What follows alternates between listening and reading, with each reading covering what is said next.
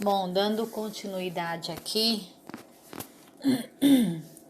perdão, como eu falei aqui, a segunda geração, né, que é o nosso foco, né, antes de falar um pouco aqui sobre o slide,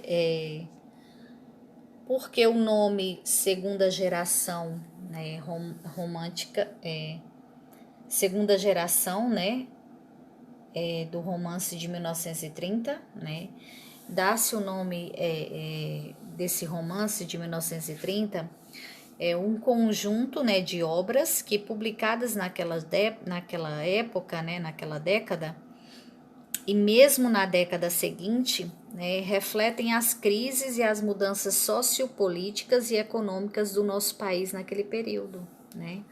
Então, tinha por referência, entre outros, a Revolução, né, de 1930, que foi encabeçada por Getúlio Vargas, né? A Revolução foi marcada pela aliança entre a classe média urbana, os tenentes e as oligarquias rurais que estavam insatisfeitos com o governo que favorecia a burguesia cafeeira e ansiava maior democratização e modernização no país, né?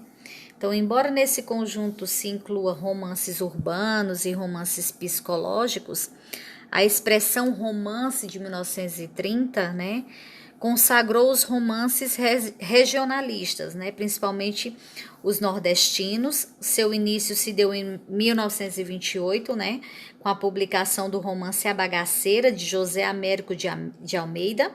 Então, esse romance de 1930, ele tem início em 1928, tá, com essa publicação do romance A Bagaceira, de José Américo de Almeida, né? Segundo o estudioso, né, José Idelbrando da Canal, as principais características do romance de 1930 são as seguintes: o caráter religionalista, predominantemente rural, né?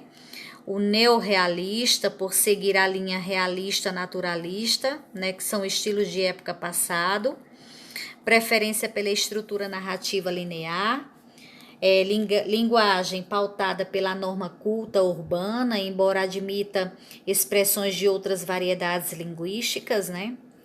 Apresentação explícita das estruturas históricas e que se integram os personagens, né? Posição crítica frente aos aspectos sociais, políticos e econômicos dessas estruturas históricas, né? Certo otimismo ingênuo em relação à possibilidade de mudança da realidade criticada, né, na época. Além de José Américo de Almeida, né, citam-se como principais representantes do romance de 1930 Raquel de Queiroz, Jorge Amado, José Lins do Rego, Graciliano Ramos, Armando Fontes, Érico Veríssimo, entre outros, tá? Então, aqui, ó, esse primeiro slide aqui, ele coloca aqui como, vamos dizer assim, alguns pontos aqui que foram, que foram basicamente importantes, né, nesse período. A queda da bolsa e diminuição do consumo de café, né, em 1929. Em 1930 foi o golpe político-militar de Getúlio Vargas no poder, né?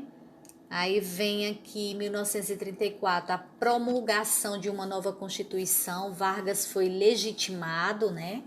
Houve o golpe, né, em 1930, mas em 1934 foi legitimado, né? A questão de Vargas no poder, né? Em 1937, o decreto do Estado Novo, o poder autoritário e centralizador. Em 1939 é o início da Segunda Guerra Mundial, né? Hitler invadiu a Polônia. Então, tudo isso foi o cenário da época, né? Em 1945 é o fim da guerra, né? Da Segunda Guerra. Aí a literatura nova, né? O modernismo brasileiro atinge sua fase brilhante em 1930, né? O romance se impulsiona, a poesia ganha novo modo de ver, né? Aí o projeto literário da poesia da segunda geração modernista. Qual foi esse projeto literário, né, dessa segunda geração? foi justamente a reflexão sobre o sentido de estar no mundo, né? Como eles estavam vivendo um momento histórico bem conturbado, né, com a Segunda Guerra Mundial, então traz uma reflexão, né? Quando a gente passa por momentos assim difíceis, a gente tende a fazer uma reflexão das nossas vidas, né? Do sentido de estarmos aqui no mundo, né? Então, nesse período, eles viveram isso. O foco no contexto sociopolítico, né? A questão, né, dos problemas ocorridos na época, né, a renovação da linguagem, né, os versos com estruturas sintáticas mais elaboradas, né, os agentes do discurso, as condições de produção dos poemas da segunda geração modernista, circulação dos textos, né, aí a segunda geração modernista e o público, a linguagem em tendências diversas, aí vem aqui falando sobre a liberdade de explorar qualquer recurso formal, né, a seleção de palavras simples e a estrutura sintática dos versos mais elaborada. Autores abordam situações complicadas da humanidade, né, a linguagem poética com versos ritmos e rimas reforçam a liberdade da geração, né. Aí esse aqui é Carlos Drummond de Andrade, tá? Fala um pouquinho aqui sobre ele, né? Ele viveu entre 1902 até 1987, nasceu em Itabira, no Mato Dentro, em Minas Gerais, em 31 de outubro de 1902. O seu poema No Meio do Caminho causou controvérsias, né? Um lado defendia que ele agregou um novo valor estético, o outro dizia que era uma afronta à boa literatura. O seu primeiro livro foi Alguma Poesia, de 1930. Perdão. O mundo, né, mundo vasto, mundo, questiona o sentido da vocação literária, da função social do poeta, a dificuldade de compreender os sentimentos, a importância da família, desejava responder indagações a respeito do mundo e isso dá um caráter reflexivo à sua poesia, no caso a poesia de Carlos Drummond de Andrade, tá? Família e origem, a viagem na memória.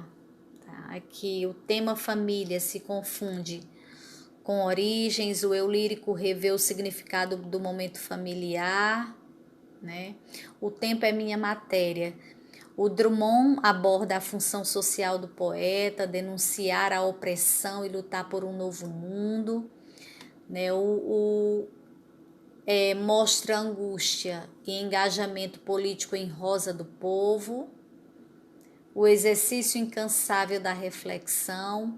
Uma das forças de Drummond é a expressão lírica de suas reflexões, muitas vezes surpreende pelo inusitado, né?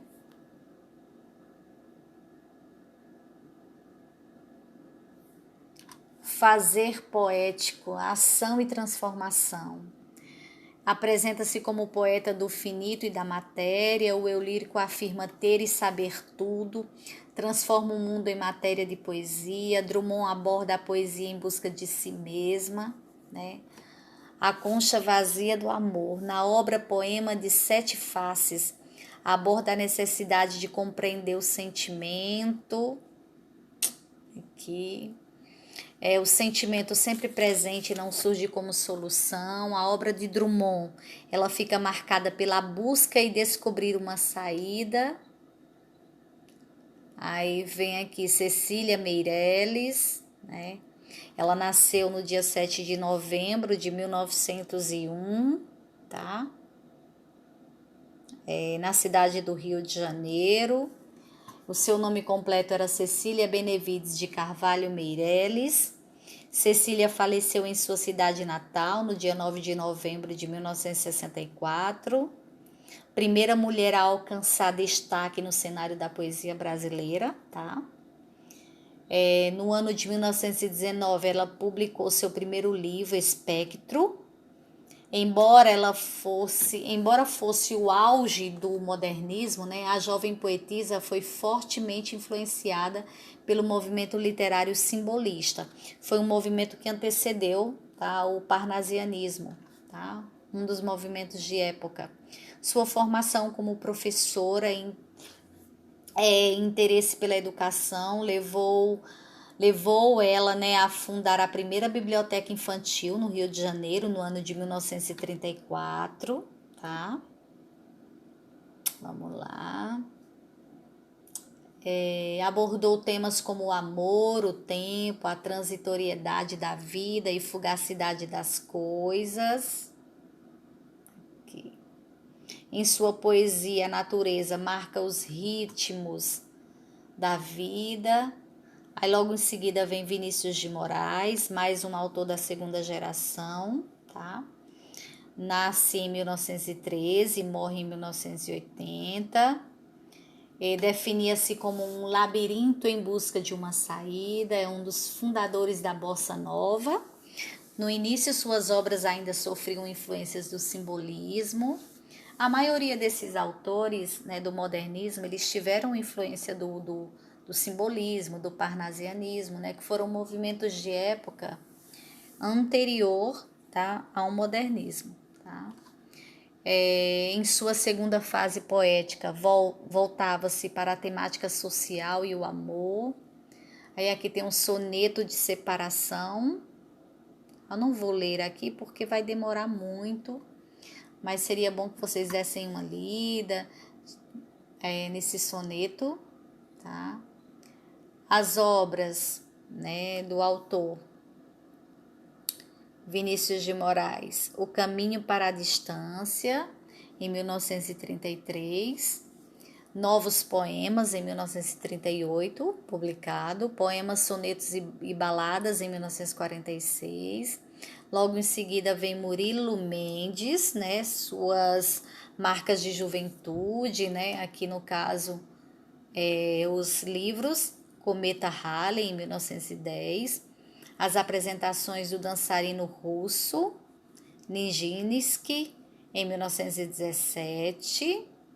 Ambos, Cometa e Bailarino, foram considerados por ele verdadeiras revelações poéticas, né? Estilo literário. Inicialmente tinha um olhar bem surrealista, junto com a influência de um olhar irreverente dos primeiros modernistas, né? Mais tarde atribui ao seu próprio estilo o catolicismo.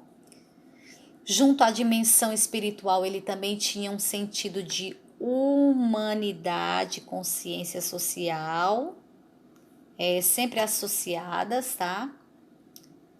Cortina que vela a face de Deus. Aqui é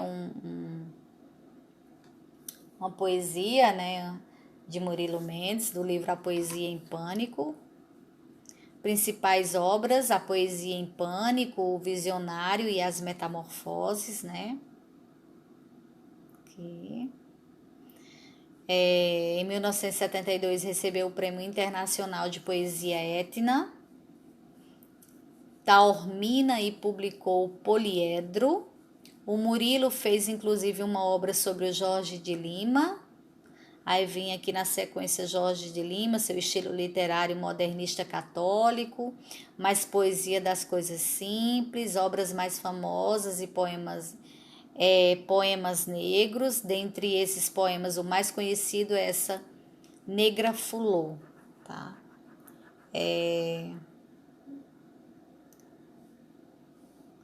Bom, aqui finda esse slide, mas tem outros autores, tá? Que eu vou, na próxima aula, eu vou fazer mais um slide sobre eles, falar um pouquinho.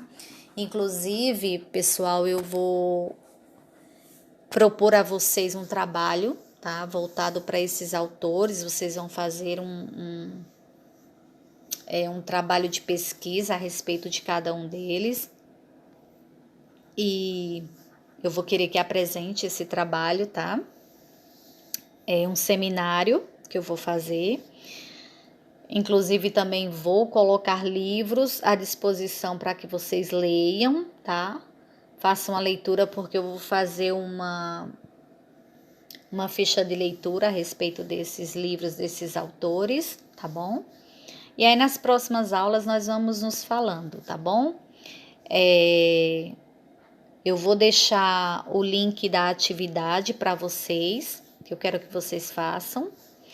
Tem uma atividade que eu propus também, tirei xerox de alguns, mas também vai estar o link da atividade para que vocês entrem e possam fazer no caderno essa atividade, tá bom? E no mais é isso. Nas outras aulas a gente vai aperfeiçoando mais, tá bom? Um abraço a todos e tenham um bom dia. Qualquer dúvida, qualquer dificuldade, me chama no privado. Eu estou das 7 da manhã ao meio-dia, tá? Pode me chamar no privado. Professor, eu não estou entendendo isso, eu não estou entendendo aquilo. Que o que eu puder fazer por vocês, eu estou à disposição, tá bom? Bom dia a todos, um abraço.